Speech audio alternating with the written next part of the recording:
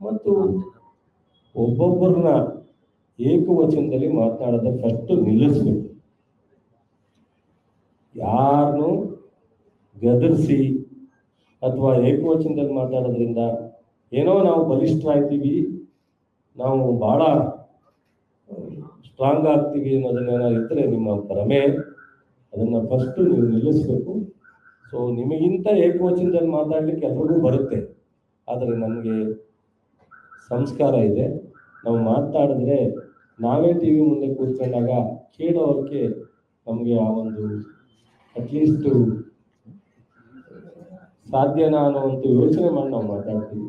ನಿಮ್ಗೆ ಅದೇನು ಅನ್ನಿಸ್ತದೋ ಗೊತ್ತಿಲ್ಲ.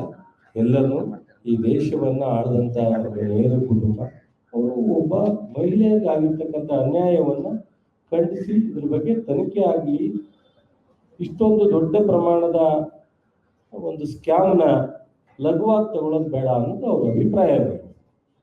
ಸೊ ಅವರನ್ನ ಲಘುವಾಗಿ ಮಾತಾಡೋದು, ಸಿದ್ದರಾಮಯ್ಯವ್ರು ಲಘುವಾಗಿ ಮಾತಾಡೋದು, ಡಿ ಕೆ ಶಿವಕುಮಾರ್ ಅವ್ರನ್ನ ಲಘುವಾಗಿ ಮಾತಾಡೋದು, ಡಿ ಕೆ ಶಿವಕುಮಾರ್ ಅವ್ರನ್ನ ಏನೇನು ಪದ ಉಪಯೋಗಿಸಿದ್ರೆ ಅದು ನಮಗೆ ಹೇಳಲಿಕ್ಕೆ ನಾಚಿಕೆ ಆಗುತ್ತೆ. ಮತ್ತು ಒಬ್ಬೊಬ್ಬರನ್ನ ಏಕವಚನದಲ್ಲಿ ಮಾತನಾಡೋದ ಫಸ್ಟ್ ನಿಲ್ಲಿಸ್ಬೇಕು.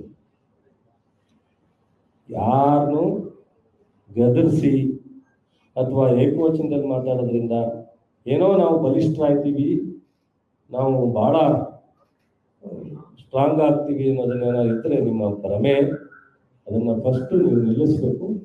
ಸೊ ನಿಮಗಿಂತ ಏಕವಚನದಲ್ಲಿ ಮಾತಾಡಲಿಕ್ಕೆ ಎಲ್ರಿಗೂ ಬರುತ್ತೆ, ಆದರೆ ನಮಗೆ ಸಂಸ್ಕಾರ ಇದೆ.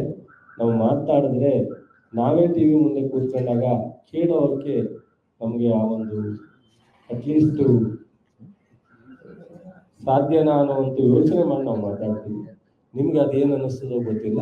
ಎಲ್ಲರೂ ಈ ದೇಶವನ್ನು ಆಳಿದಂಥ ನೇರ ಕುಟುಂಬ, ಅವರು ಒಬ್ಬ ಮಹಿಳೆಯರಿಗೆ ಆಗಿರ್ತಕ್ಕಂಥ ಅನ್ಯಾಯವನ್ನು ಖಂಡಿಸಿ ಇದ್ರ ಬಗ್ಗೆ ತನಿಖೆ ಆಗಲಿ, ಇಷ್ಟೊಂದು ದೊಡ್ಡ ಪ್ರಮಾಣದ ಒಂದು ಸ್ಕ್ಯಾಮ್ನ ಲಘುವಾಗಿ ತಗೊಳ್ಳೋದು ಬೇಡ ಅನ್ನೋದು ಅವ್ರ ಅಭಿಪ್ರಾಯ. ಸೊ ಅವರನ್ನ ಲಘುವಾಗಿ ಮಾತಾಡೋದು, ಸಿದ್ದರಾಮಯ್ಯವ್ರು ಲಘುವಾಗಿ ಮಾತಾಡೋದು, ಡಿ ಕೆ ಶಿವಕುಮಾರ್ ಅವ್ರನ್ನ ಲಘುವಾಗಿ ಮಾತಾಡೋದು, ಡಿ ಕೆ ಶಿವಕುಮಾರ್ ಅವ್ರನ್ನ ಏನೇನು ಪದ ಉಪಯೋಗಿಸಿದ್ರೆ ಅದು ನಮಗೆ ಹೇಳಲಿಕ್ಕೆ ನಾಚಿಕೆ ಆಗುತ್ತೆ.